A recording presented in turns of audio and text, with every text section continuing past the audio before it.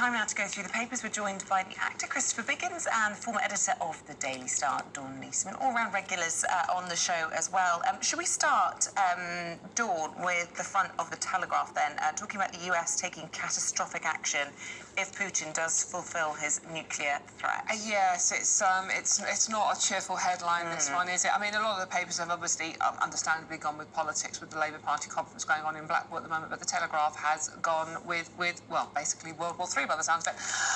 And this is, as we know, Putin gave a speech the other day saying that, you know, all options are open, that he is willing to use anything available to him, up to including, well, the implication is willing to use nuclear war, isn't it? So, but this is the White House answering back Jack Sullivan, the US National Security Advisor, and has communicated directly and privately to the Russians at very high levels that they will respond in kind, basically, if a nuclear strike threat is carried out. I mean, it's a catastrophic action if Putin does use nuclear weapons. I mean, catastrophic is the word. I mean, Biden put it so beautifully the other day, didn't he, when he said, you know, a nuclear war cannot be won. It can't. It can't be. No, it just exactly. We're all. It's the end of us all. Yeah. I mean, sure, they must realise that. You hope someone at some point in Russia actually says, no, we have to stop this now. Well, it just depends how far they push, though, doesn't it? They've got nothing to lose. You just He's mad, though, isn't he? He's mad as a hatter. So and surrounded by madness. And the trouble is, if we kill him, there are another 10 Russians to take his place, who are apparently even nastier. Do you know, when you stand back and you look at his political fanaticism, and you look, and in today's modern world, you just look and you say, really? Yeah. Is this important for you to invade another country? I mean, Russia's an established nation. What more do you want? Yeah.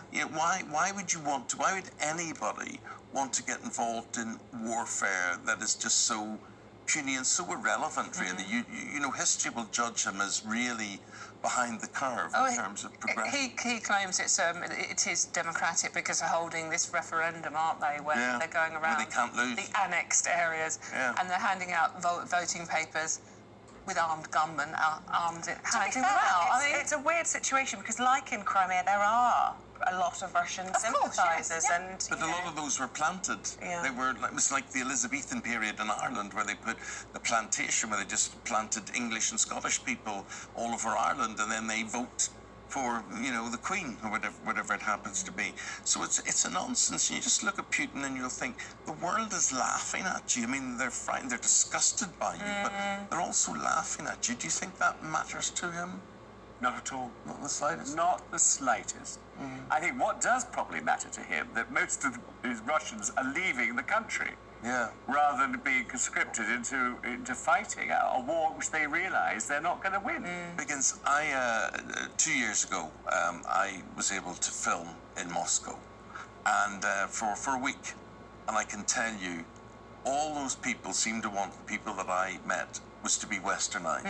That's all they wanted. Oh, absolutely. They just wanted a Marks and Spencer's there. They wanted to be able to buy a Jaguar car. They wanted just to be able to do the things that we all do, and they were really getting towards that because there are big shopping malls, there are restaurants, cinemas, they're all showing the films that we want. McDonald's. Whatever. So I don't know how this man wants to and who he's turning back time for, but it's not. If you put it to a vote, I just don't think. Well, he fixes the vote. I just think it's a shame it took Russians, you know, the threat of their own liberty and their own life to actually start letting their thoughts be known, risking imprisonment. You know, they were quite happy to just turn their, look the other way. Yeah. Well, what about that singer, very famous singer they've got? I can't remember her name now, but she's just come out against Putin, and they well, very dangerous there, because anybody that comes out on anything is usually found mysteriously dead. Yes, I know. Fallen out of a window. Very famous. I think she thinks that probably her fame will stop, but who knows? Anything can happen. Right, where are we going to now? Let's have a bit of levity. Oh, can we? Yeah, let's have something that, well, I don't know if it's levity, actually, now that I look at this. The Queen, her corgis being filmed. What's this resulted on? This is in the Times, page 7.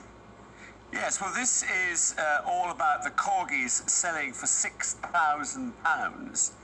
And I think what obviously they're doing is they're cashing in on the Queen's funeral. and the fact that her love of the dog, and they think that everybody else now.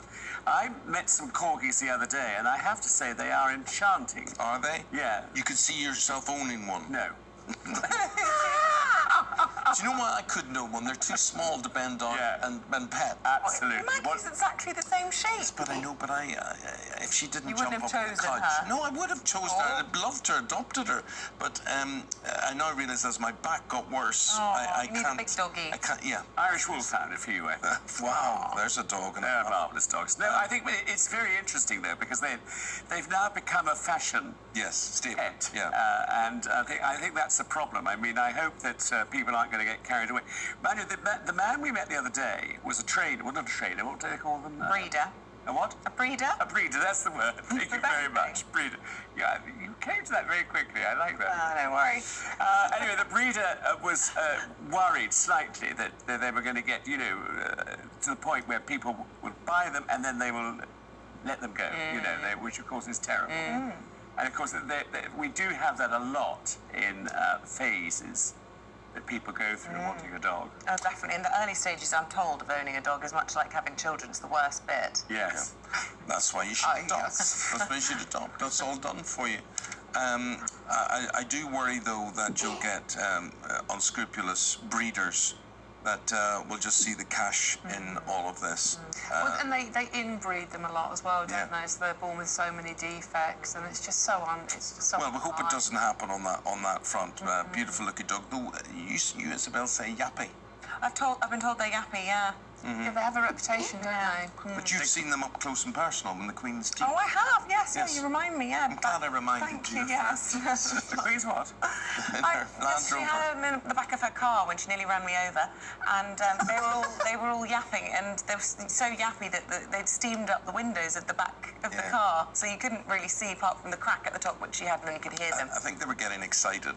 You know, dogs, you put a dog in your car and the dog knows where you're going and it gets excited. And I've never worked out, is that a visual sense? Is that a smell sense? How do they actually know where you're going? They know their way down certain roads and they get very excited because they know at the end of that there is a walk or there is some sort of treat or whatever it happens. Wow, we can all relate. I feel sorry for the Queen's corgis, don't you?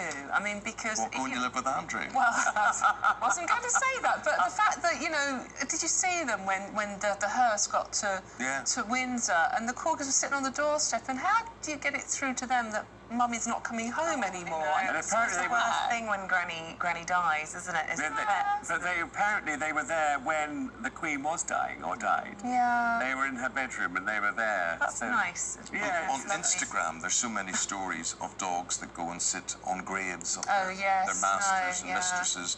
And then there's also these stories where the dog waits for the person coming home from work at a certain time and they're not there. The dog, at 5 o'clock. Oh, my God. It's very sad. We're supposed to have some levity. No, there is a film starring Richard Gere about a dog and it's called Hashimuki or something. It's Japanese. I thought you were sneezing. I thought you ordered some It's called sushi. Hikashi or Hashimuki or something like that.